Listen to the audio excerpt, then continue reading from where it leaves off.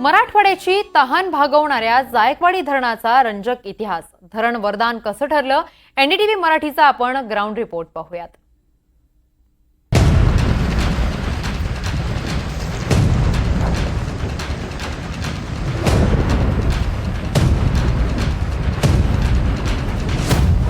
नमस्कार. आशिया खंडातील सर्वात मोठं मातीचं धरण असलेल्या जायकवाडी धरणावर आपलं सर्वांचं स्वागत आहे.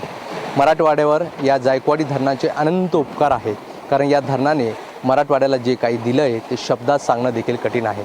कधी नेहमी दुष्काळ वाडा म्हणून या मराठवाड्याची ओळख राहिली आहे, कधी टँकर वाडा म्हणून देखील या मराठवाड्याला बोललं गेलं. त्याच मराठवाड्याला नेहमी पिण्याचं पाणी असेल, उद्योजकासाठी पाणी असेल किंवा शेतीसाठी पाणी असेल, या धरणाने दिलं आहे. या धरणाची क्षमता जी आहे तर 102 TMC आहे आणि या धरणाने जे आहे तर मराठवाड्यासाठी नेहमीच मोठं मन जे आहे तर मोठं भरभरून जे आहे तर या धरणाने दिलेले आहे. 166 कोटी रुपये त्या काळात म्हणजेच 1965 ते 1976 काळात खर्च करून हे धरण तयार करण्यात आलं होतं. आणि आजही हे धरण मराठवाड्यातील पिण्याचा पाण्याचा प्रश्न असेल किंवा शेतीचा पाण्याचा प्रश्न असेल, या धरणावर अवलंबून आहे. आणि जेव्हा जेव्हा हे धरण 100% भरतं तेव्हा तेव्हा मराठवाड्याला मोठा दिलासा मिळतो.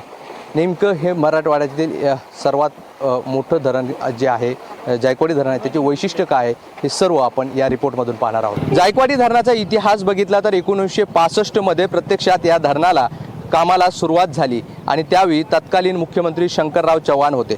त्यांच्या काळातच या धरणाच्या प्रत्यक्षात कामाला सुरुवात झाली आणि त्यावेळी राज्यात काँग्रेसचं सरकार होतं. संभाजीनगरचे खासदार त्यावेळी काँग्रेसचे BD देशमुख तर आमदार कल्याणराव पाटील होते आणि तत्कालीन पंतप्रधान इंदिरा गांधी यांच्या हस्ते या धरणाचं भूमिपूजन झालं होतं. पुढे 12 वर्ष या सगळ्या धरणाच्या कामाला लागले आणि 166 कोटी रुपये खर्च करून हे धरण तयार करण्यात आलं, जे धरण आज मराठवाड्याची तहान भागवत आहे. 60 किलोमीटर लांब आणि 10 किलोमीटर रुंदी असलेलं क्षेत्र या जायकवाडी धरणाचं आहे. या धरणाची पाणी क्षमता बघितलं 102 TMC एवढं पाणी साठा या धरणात सामावलं जातं आणि या धरणातून मराठवाड्यातील 5 जिल्ह्याला पाणी पुरवठा केला जातो. आपण या धरणाचं जर ओलिताखाली किती क्षेत्र येतं याचा जर विचार केला तर मराठवाड्यातील जवळजवळ 2.40 लाख हेक्टर जायकवाडीमुळे ओलिताखाली येतं आणि त्यात छत्रपती संभाजीनगर असेल, बीड, जालना, परभणी आणि नांदेड हे 5 जिल्हे जायकवाडी धरणावर थेट अवलंबून आहे.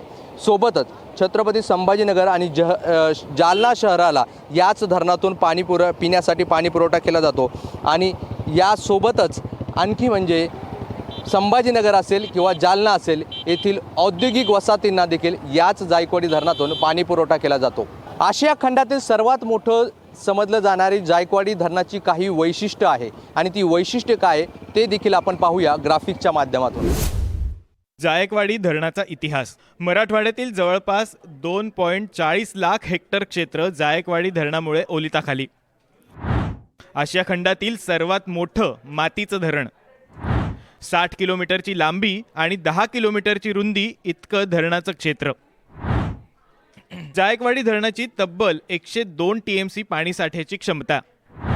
धरण 100% भरल्यावर 2 वर्षांच्या शेतीच्या पाण्याची आणि 4 वर्षांच्या पिण्याच्या पाण्याची सोय. 1965 ते 1976 12 वर्ष धरण बांधण्यासाठी लागलेत. छत्रपती संभाजीनगर, बीड, जालना, परभणी आणि नांदेड 5 जिल्हे धरणावर थेट अवलंबून. जायकवाडी धरणातून छत्रपती संभाजीनगर आणि जालना शहराला पिण्यासाठी पाणी पुरवठा. आतापर्यंत हे जायकवाडी धरण 10 वेळेस 100% भरलेलं होतं.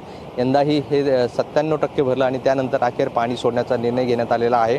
वरील धरणातून जर पाण्याची आवक वाढली तर हे पाणीसाठा आणखी जो आहे तर टप्प्याटप्प्याने सोडण्यात येईल. हे क्षण जे आहे तर मराठवाड्यासाठी दिलासादायक आहे. एकूण 6 दरवाजे आत्तापर्यंत उघडण्यात आलेले आहे आणि टप्प्याटप्प्याने जर वरील धरणाची आवक वाढली तर या पाण्याचा विसर्ग देखील आणखी वाढवण्यात येणार आहे आणि हे चित्र मराठवाड्यासाठी दिलासादायक, आनंददायी आहे. व्हिडिओ जर्नलिस्ट कपिल जाधवसह मोहसिन शेख, NDTV, छत्रपती संभाजीनगर.